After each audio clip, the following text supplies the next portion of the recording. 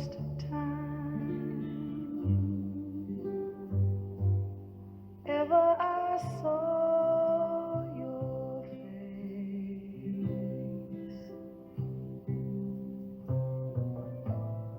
I thought the sun rose in your eyes,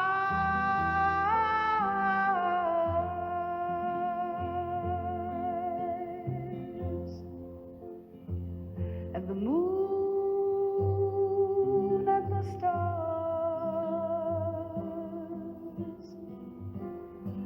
were the gifts you gave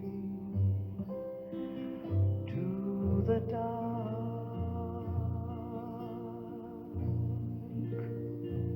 and the endless skies.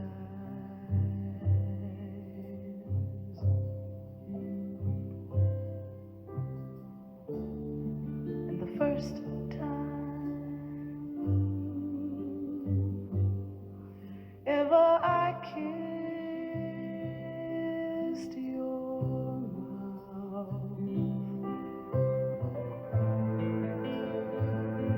I felt the earth move in my hand,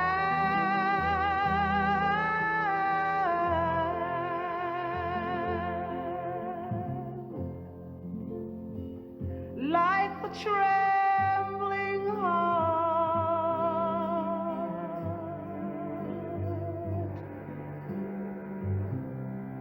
of a captive bird that was there at my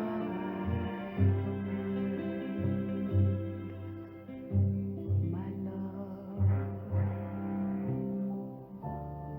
And the first time ever I lay with you, I felt your heart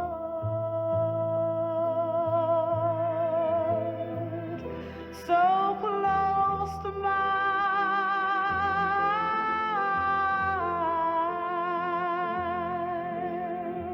and I knew our joy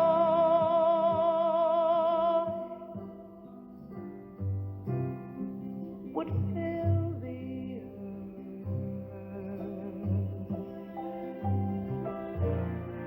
and last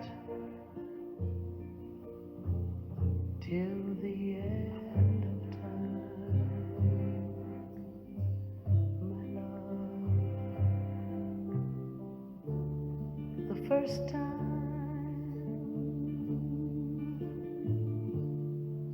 ever I saw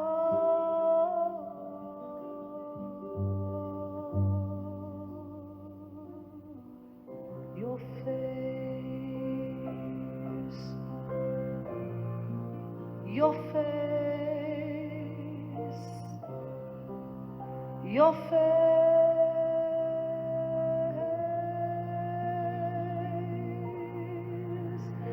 your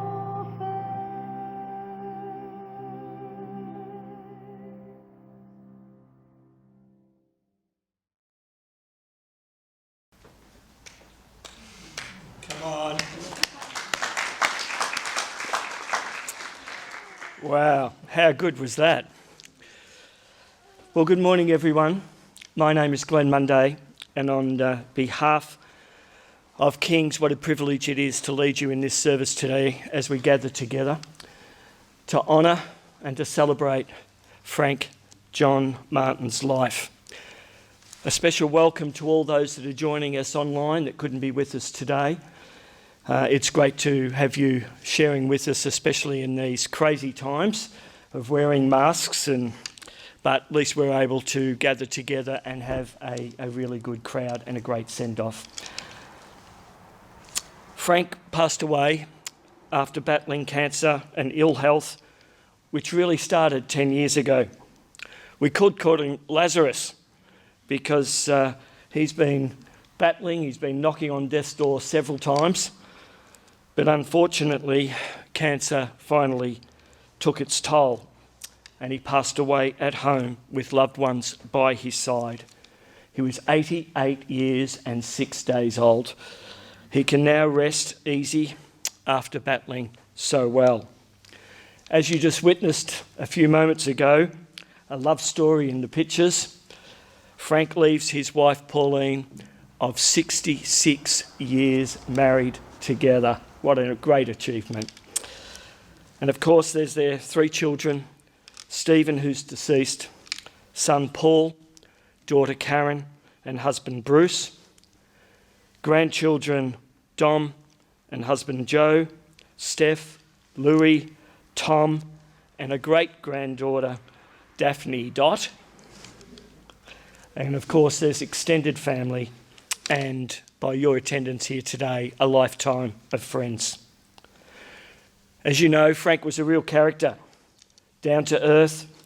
He was cheeky and at times a bit naughty. Obviously you've heard that side. He loved a joke, he loved life, he loved people. He was old school, honest, truthful, a man of integrity. He was caring, but on the other side he was somewhat out there, not one to put in a box. You said that, I didn't. Oh my goodness. To share more of Frank's life, I would like to invite his son, Bruce, his son-in-law, Bruce, who's going to come and bring in the eulogy. Thanks, Bruce.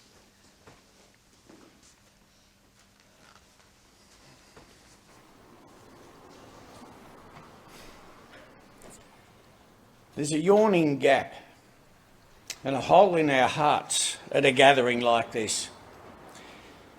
For decades, at every social gathering, you could not help but notice or run into a cheeky, chirpy, irreverent former 10-pound Pom, Frank Martin. We honour one of life's characters today. I'm indebted to Stefania, who's listening from England, Frank's granddaughter, who had the foresight months ago to put together a wonderful collection of Frank's recollections, photos and unique views on life. 88 years ago, Frank was born to James and Lillian in Romford, England.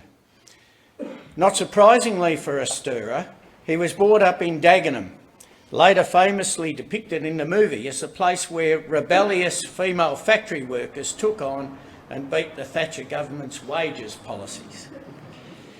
But one of 8 children and brought up during the tough war years, he saw his house bombed and lost a brother on a RAF bombing raid before joining the RAF himself after the war. But the moment that set the scene for the rest of his life was a New Year's Eve dance in 1952 when he caught the eye of the lovely Pauline across a crowded room. Unlike the chap she went to the dance with, Twinkle Toes Frank was a dancer and swept Pauline off her feet. As the romance blossomed and the entrepreneurial Frank not only popped the marriage question, but linked it to migrating to Australia. So in 1955, the long, arduous boat trip via the Cape. There was some trouble at the Suez Canal. So they went via the Cape. They saw miserable weather and a crew mutiny. I think Frank might have had something to do with that. Before setting foot in their new land. Other family members to come out were his mother Lillian, sister Edna and husband Jim, and Edna's children, Christine and Jeanette. Also to migrate was Frank's cousin David, and who with wife Denise have shared many pleasant family Christmases at our place. Frank was a goer, trying a number of jobs and businesses before quickly climbing the ranks at McRobertson's Chocolates and then Cadbury Schweppes to become a factory manager. His support for members of his factory team in disagreements with management did not endear him to the boss, but his skill and success saw him invited into the Cadbury family home and dispatched to South Africa and Canada to open factories. Meanwhile, family began to expand in the late 1950s. Tragically, Stephen died shortly after birth, but Paul and Karen soon arrived and completed the Doncaster household. By all accounts, it was an extremely active household that embraced the Australian suburban lifestyle, sport, social activities and the work-based friendships. Frank was not only an AFL fan, he helped run the Fitzroy Football Club under-19s.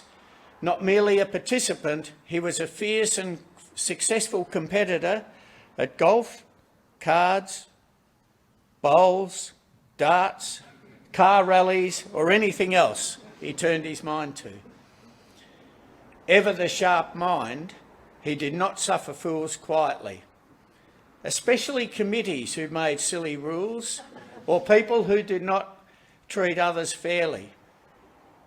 Every community needs people with the courage to call out unfairness or injustice, and he was one.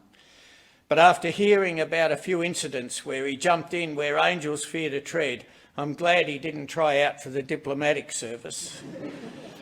However, he was overwhelmingly positive, and it was the way he engaged with his family and just about everyone he met that made him the centre of just about every event he was in. A man of his era. It was like having one of the two Ronnies or Dave Allen at family functions with his daggy, slightly off colour but highly entertaining jokes and stories. Frank was frugal. Every dollar was fully deployed. And even though he liked a nice drop of wine, it was hard to convince him that a bottle of red he won as fifth prize in the bowling club raffle was not the top choice for the family barbecue. But when COVID hit, or one of the family was in need, his generosity was legendary.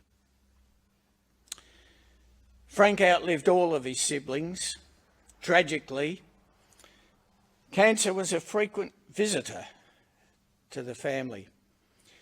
He was often surprised at how long he lived, and with his usual eye for detail, he had had a financial plan with an expiry date in his 75th year.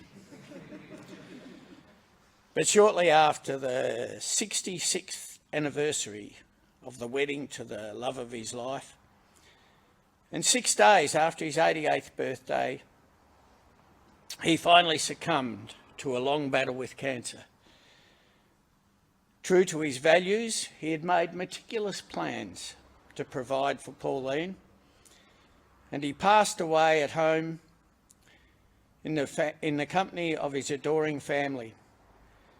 Since then, the family has been overwhelmed by the messages of love and sympathy from all directions. The family has also received tremendous support from neighbours from the local lifestyle community. It was a good move to settle there, and Frank would have taken great comfort from the care and friendship shown to Pauline now and no doubt in the future.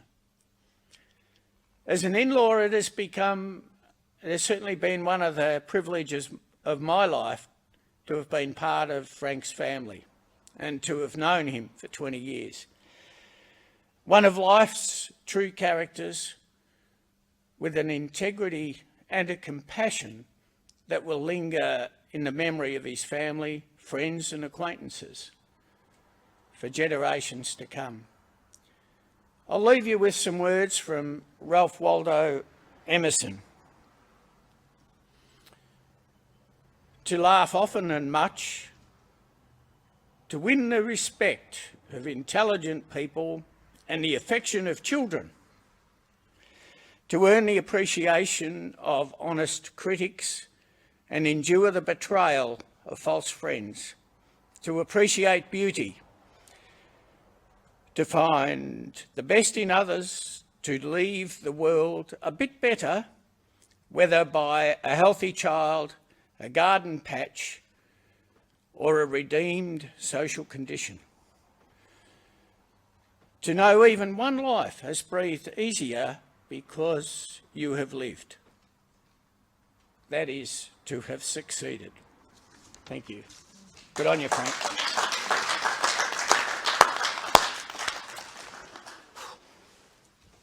Well done. Thank you. And now I'd like to invite his daughter, Frank's daughter, Karen, taking a couple of deep breaths. Here we go.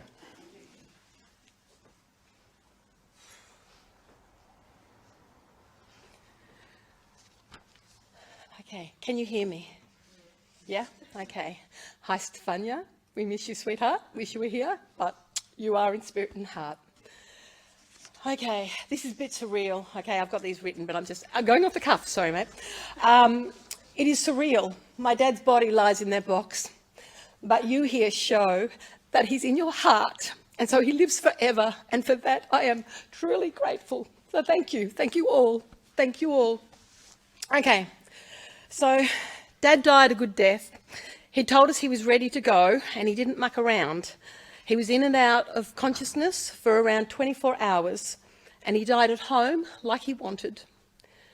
Dad and I often talked about the meaning of life or the purpose of life, never really coming up with a definitive answer. On Monday, 2 days before he passed, we sat around the table, Mum and Paul and me, and we were saying our goodbyes, and he was saying his goodbyes. And Dad said, "I have achieved something wonderful." And that is a quote that's in the program, because he meant his family, that in life he had succeeded, something wonderful. This perhaps is less about meaning, but about purpose. And Frank died a happy man, surrounded by the love he had achieved to create and give to the world. Dad created love. It flows thick in our veins. His greatest love was Mum. He never stopped loving her till death do us part. He took his vows very seriously. Despite knowing how uncomfortable, how unbearably uncomfortable I would be, he often shared aspects of his fidelity. You don't want to know about your dad's sex life, seriously. You don't. He took pride that he had resisted opportunities that had been flaunted in front of him and temptations of the flesh. He was very proud of that. He let us know. He slipped that into our many phone conversations.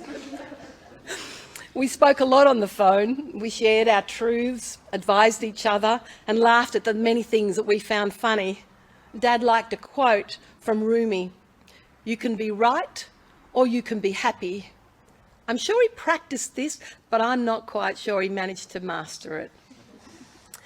If he needed to dump or complain about something Mum had said or done, it was usually prefaced with, "You know how much I love her," or "She's wonderful, your Mum, but..." And he did love her for over 66 years. Dad would always shake his head when he would say, "You and I, we are alike." I'm not quite sure he saw it as I did, a compliment. I especially treasured those parts of him that were direct and honest. He hated lies. He did not care for authority, hated being told what to do. He taught me about fairness and social justice, although we passionately disagreed about capital punishment.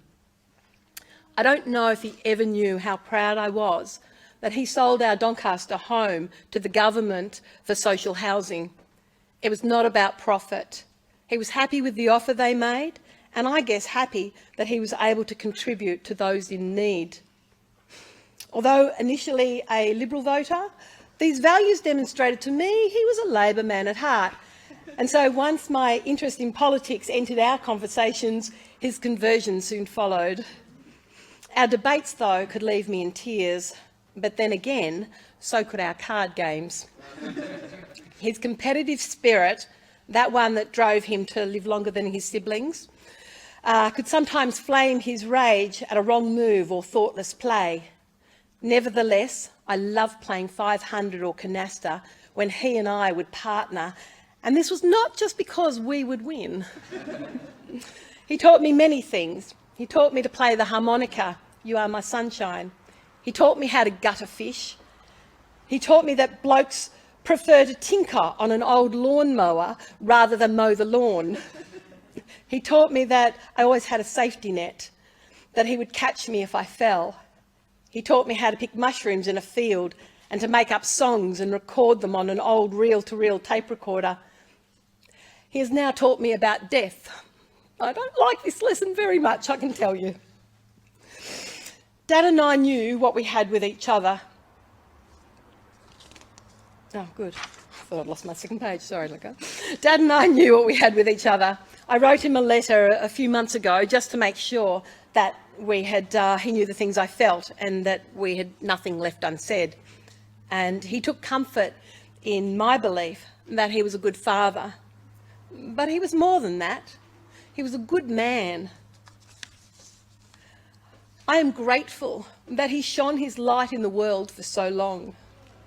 I am grateful that I was close, that this light could both burn me and nourish me. My life is full of Dad. The morning after his death, I woke to his smiling face. He was so present, and I felt him everywhere. Now it feels bizarre. I feel the void he's left, and I haven't processed that yet. I haven't come to terms with that yet. If you feel nothing, what is there? But he's here. I don't know. So I will continue my telephone conversations with my dad because I know what he will say. I just probably won't know which joke he will tell me. Well done, Frank. Well done, Frank. Yeah, bravo, bravo on a life well lived. And I know your legacy will continue through your grandchildren and through your great-grandchildren. Your life honours them and they honour him. As you here today and watching on stream, you honour him. And we feel your love. It is overwhelming and it makes us cry, but it also gives us strength to face our loss, acknowledge our grief, to release, and then to dry our tears. For Frank was adamant that he did not want us to mourn him or cry for him. I'm not sure if he's right, but I feel on reflection of his life, I think he's happy. Thank you. Thank you. My goodness, I think that's one of the best tributes. I think that deserves another round of applause, doesn't it? I don't know about you today, but I feel so enriched in the honesty of the tribute. It's an incredible privilege that I have in working with people in funerals and in death. And one of the things that I think helps people is when we can be honest and real. The bookends of life are the very sad and the great celebrations that we have. We cry and we're sad and we mourn, and it's right. But we can also, ironically, come to this place of being happy that Frank is now at rest, and we can celebrate a life that he has lived so well. And that seems ironic, but isn't life like that? Wow. Thank you, Karen. Thank you.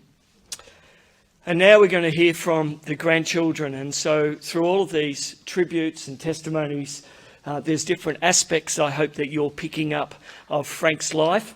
And as I invite the grandchildren here to come up and stand with me, Steph's not present with us today, but she is online, and we have a poem that she would like to share with us. So I'd like to invite the grandchildren to come and to Steph to share with us. And let's draw our attention to the screen for Steph's message. Thank you. Hi, Nan. Hi, Mum, and everyone else. I hope you guys are all going okay, and I'm sure the service is being really beautiful so far. or is about to be beautiful, depends what time you put me on. Sending my love to everyone. Big kisses too as well. So this is a poem that I wrote for Gramps. Yeah, I miss him so much already, but okay. So, Frank, Cyril, Gramps and Dad, we were the lucky ones to know such a lad. He was known for his jokes, both good and bad. Good, maybe not, but definitely none sad. There were gorillas, boys and some with sex. We really didn't know what would be coming next. Maybe that was the last one, we would secretly hope. But alas, he told us about a pope. He would build us boats made of sand. Motherfucking speedboats. What a man. I'm sorry, Nan, for swearing. Don't look so grim. But I learnt my swearing all from him. He loved my Nan, my mum and Paul. His family he cherished above it all. He's been giving us his death speech for quite some years. Even though we try to prepare, it hasn't stopped my tears. I love my Gramps. I miss him dearly. His cheek, his laughter, the way he said things freely. So every time I hear a bad joke, I'll always think of you, of how much I loved you, and how much you loved me too. Sorry. Okay, bye. Love you all. Bye. Love you all.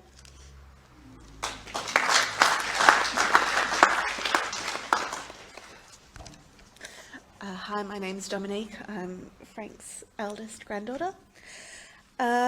Please bear with me through the tears. I wrote a letter to my Gramps. I feel like we've said goodbye many times over the years, but this one seems just a little bit more permanent. And we knew it was coming, but that doesn't change how hard this is, how unprepared I actually am to say goodbye. I'm trying to find my way through this. I'm trying to find the words to articulate the loss of you, the grief of you in our hearts. So like you do, I turn to irreverent joking first. You're always quick with a joke, a funny face, a cheeky expression, followed by your naughty schoolboy laugh. A twinkle in your eye wasn't just a cliche saying with you. It was there whenever you were telling a joke a little too dirty for your audience. And there were always so many jokes. It's hard to even calculate the enormous number of jokes you've told us through the years. And I do believe in my heart of hearts that you always preferred the bad, terrible dad or Gramps jokes and the reactions that you got from those. But today the bad jokes don't help. And neither do the memories that come in random flashes. The memories of a life well lived and well loved. Like me teaching you to use a computer so that you could play solitaire and then try peaks. And then the bragging phone calls you gave me when you got a new high score. Or teaching me what a dance card is, and then making sure that your name was on the top of all of mine for every major event, Debs, graduations, weddings. Or getting down on the floor with Daphne, rolling around and making noises, mirroring her own movements, trying to make her laugh. Or the stories you told, sometimes reading from books, sometimes recounting your own life. Some of my favourite memories are the ones of you reading Noddy or Oscar the Grouch after dinner, with the best position on your lap being fought for by siblings and cousins. These memories are so precious now, and they'll be passed down and along with the memories of the best Gramps a family could have. So thank you and goodbye.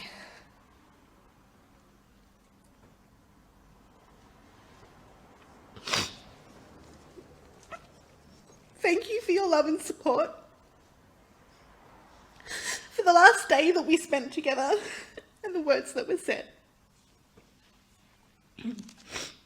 For the years of wise and kind words. For your cheekiness and your witty comebacks. Thank you for teaching me, and thank you for letting me teach you.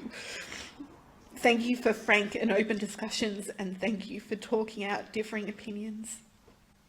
Thank you for piggyback rides, fishing in the Barwon River, barbecues, Sunday morning bacon and eggs, Santa's cheeky elf, the happy birthday singing phone calls from you and Nan every single year, for telling me more about bowls than I ever really wanted to know, for card games, hugs, and yes, even the bad jokes. And goodbye isn't really goodbye, because you're always here in our hearts, in our memories and in our stories. I love you, Gramps.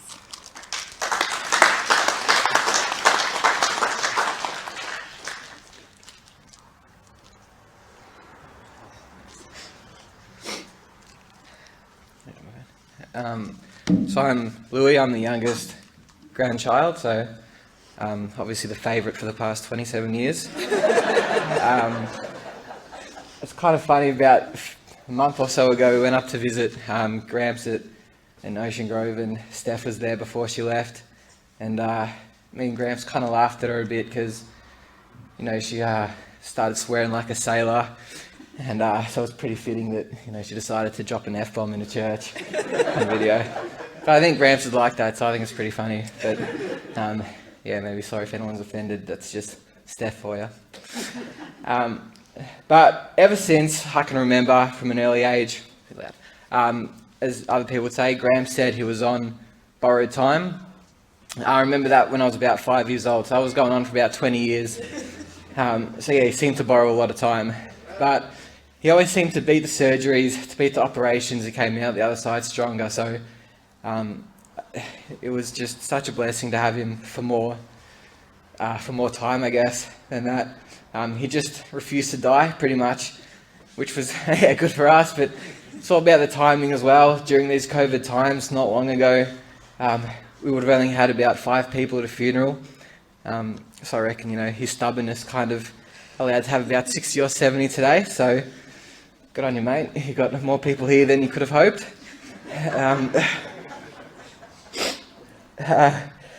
But he never stopped being himself to the end. I saw him a day before his 88th birthday, and I was only there for about 5 minutes before he started bragging about the nurse coming in to give him a shower. And I might have said that while Nan was out of the room, but I don't think he minded that too much.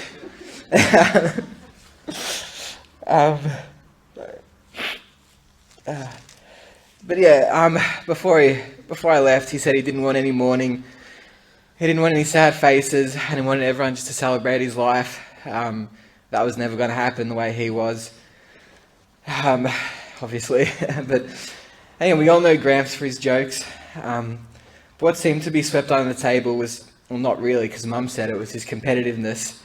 And what some people may not know is that he was not such a sweet, loving old man. He was an absolute competitor. I know this because we started playing canasta when I was about 5 years old, and I wasn't even big enough to hold the cards in one hand. And being down about 1,000 points, Mum might help me a little bit, and he would shut that down pretty quickly. And he would say, "No, that's the only way he'll learn." So I lost all the time. And unlike Mum, I did not want to be on his team, because if you lost and you're on his team, it was not a fun night. So I was glad that if Mum wanted to be on his team and win, well, so she thinks they won, I was happy to let that fly. Gramps also loved his footy. He loved his Brizzy Lions. I remember one footy memory. He came and watched my under-16 grand final. We did win, so it was pretty good. Big underdogs in that one. One thing I remember that the most, though, was when the game finished, I was in the middle of the ground, about a 15-year-old kid celebrating, just swearing my head off. And I kind of turned around and I looked, and Gramps was behind me. And, being raised by Nan and Gramps, quite proper, swearing was not always on the agenda growing up. And I kind of froze because I was a bit worried that he'd heard me say all these things. He's kind of pulled me aside and he said, "Yeah, effing stuck it right up him, didn't ya?" I decided not to swear in a church. Steph, take note.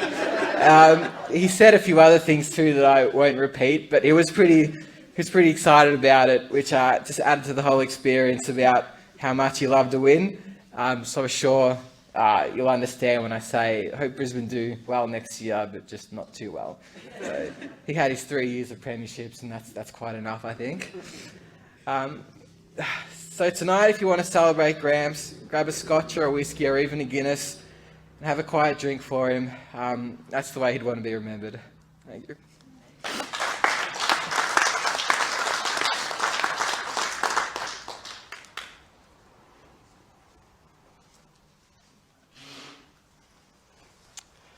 Thank you, guys.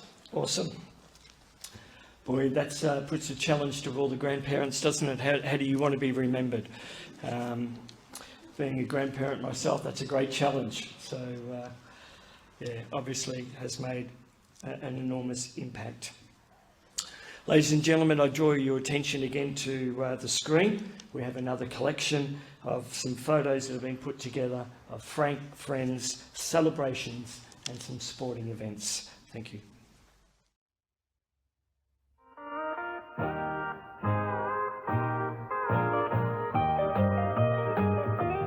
You're going out again tonight, and you'll end up getting tight.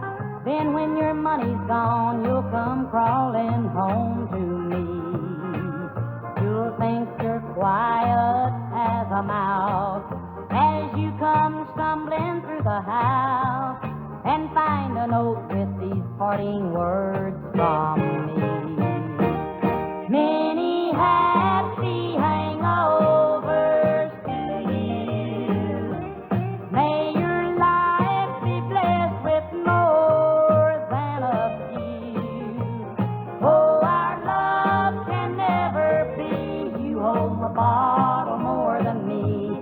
Many happy hangovers to you.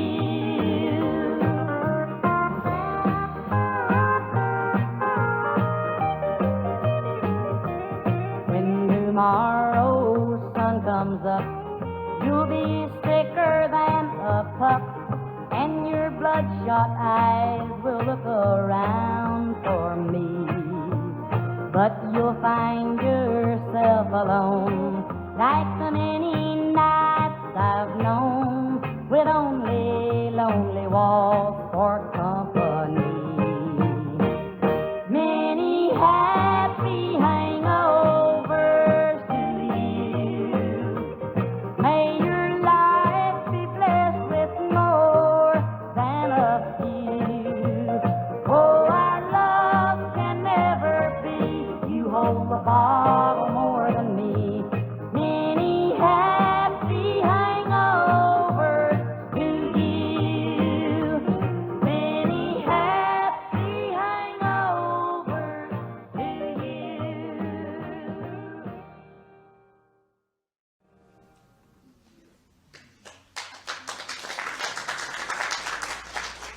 You can keep that applause going as we welcome Paul, son Paul. Paul has been the one that has put all these photos and presentations together. So well done.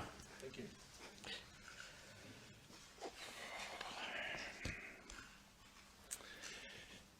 Jeez, am I going to wear the glasses or need the glasses? Here we go. Dad, geez, I've known you for a lifetime. For me, that's just over 61 years. Some of my earliest recollections could be simplistically grouped into seasons, winter and summer.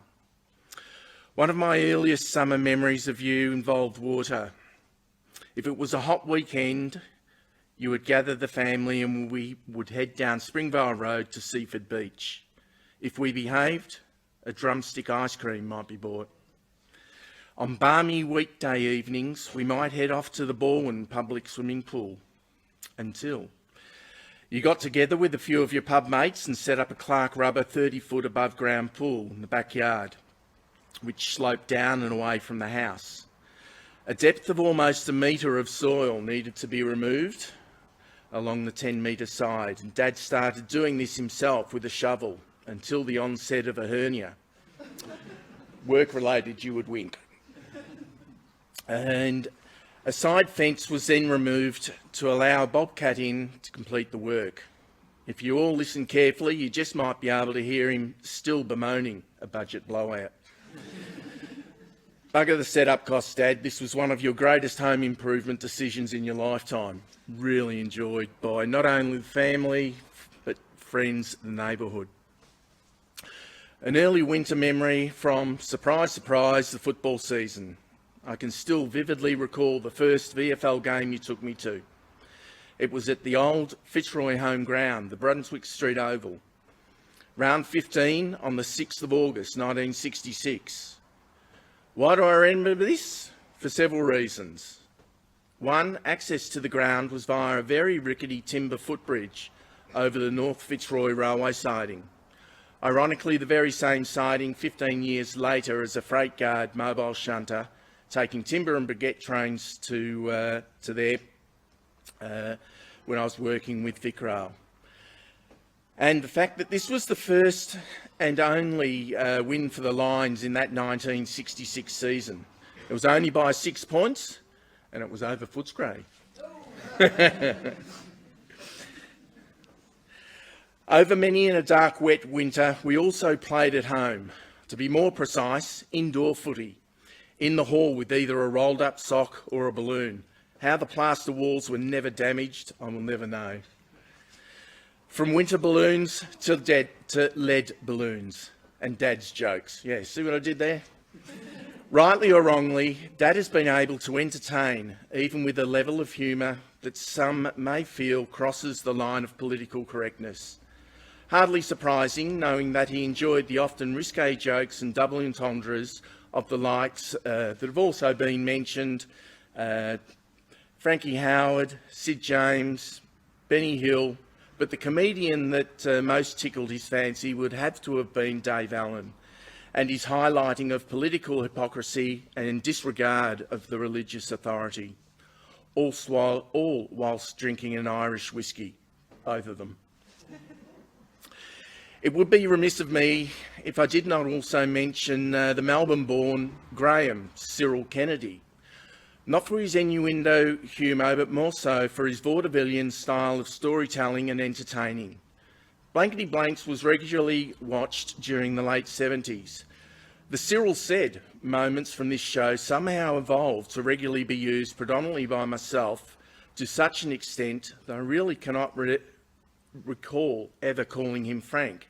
It was either Dad or Cyril, with the latter being used maybe 9 out of 10 times.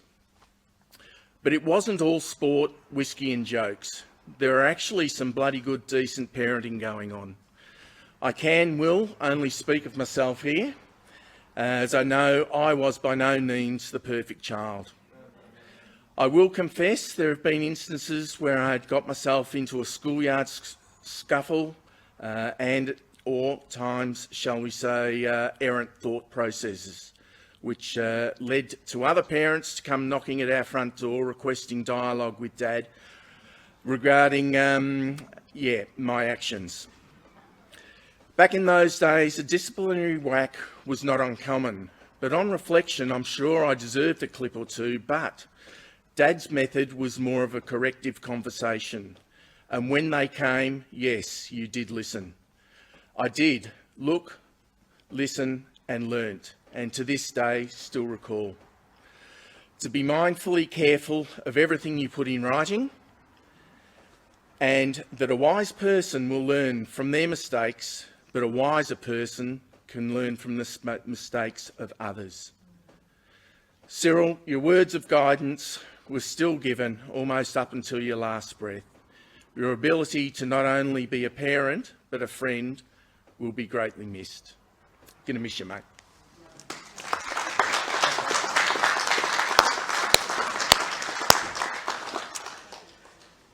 And our final, but certainly not last, there'll be many more, I'm sure, but I'd like to now call upon David, cousin David, who's going to come and bring his tribute. Thank you.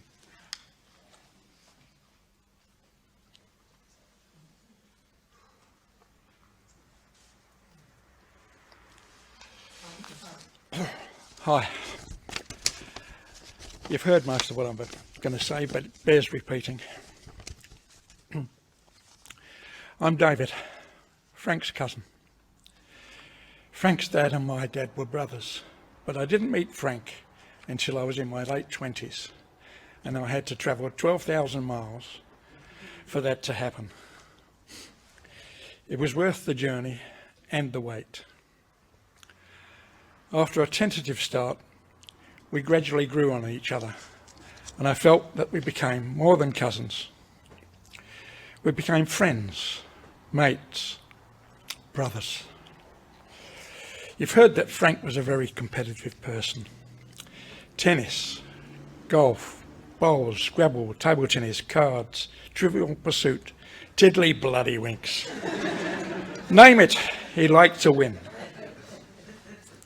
He told me that his best wins were marrying Pauline, the love of his life, and his children, Karen and Paul. He was old school and believed that his main job for the family was a roof over their heads, food in their bellies, and to keep them safe. Job done. Decorating and gardening, though, were to be avoided at all times. He said that he had experienced a good life, and I shall miss our get-togethers, banter, and his dad jokes. His very presence, but he will remain in my head and in my heart. Goodbye, Frank.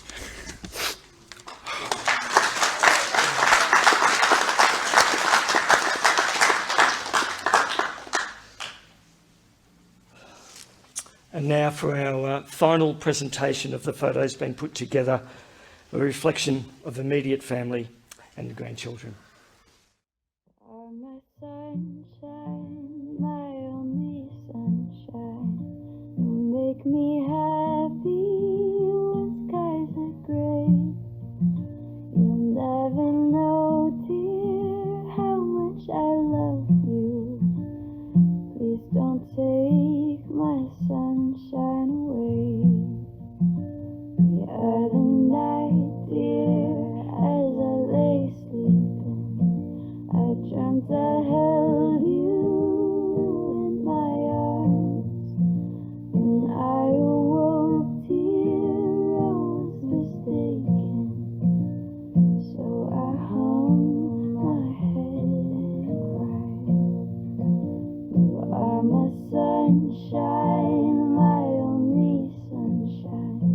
You make me happy when skies are gray. You'll never know, dear, how much I love you. Please don't take my sunshine away.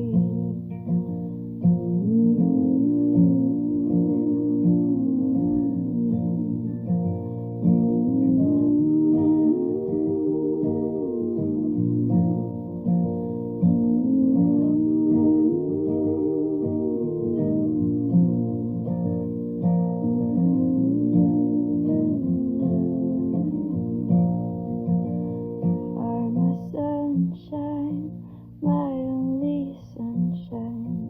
You make me happy when skies are gray. You'll never know, dear, how much I love you. Please don't take my sunshine away.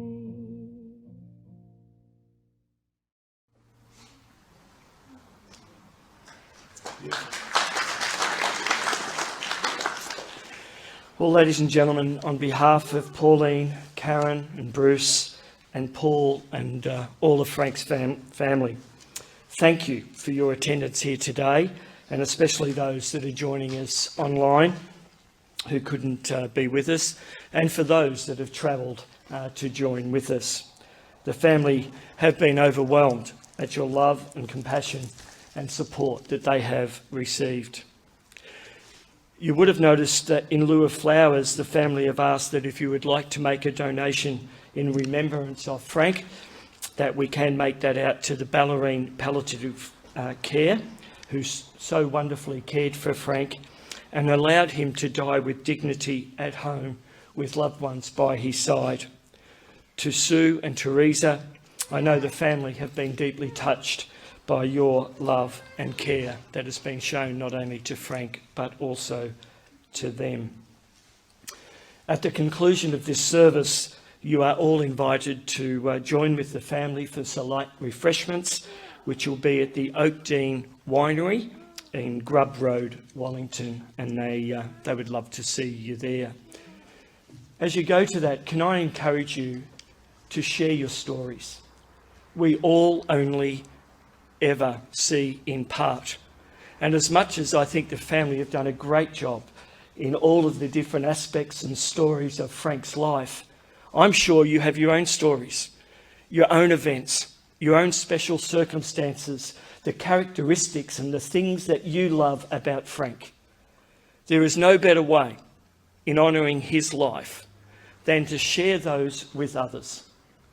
As you do, it's as though we embody him in our midst.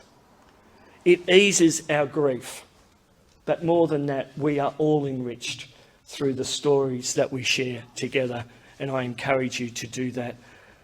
Let Frank continue to be on your lips and continue to enjoy and celebrate his life.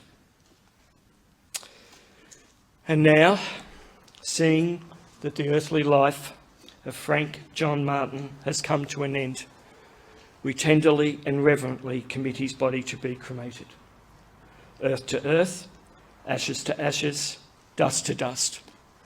We brought nothing into this world, and we can take nothing with us. But I'm sure you would agree. Frank, you have left a wonderful legacy. A beautiful wife, a loving and caring and endearing family, and a lifetime of friends. Why don't we put our hands together for a life that has been so well lived and loved.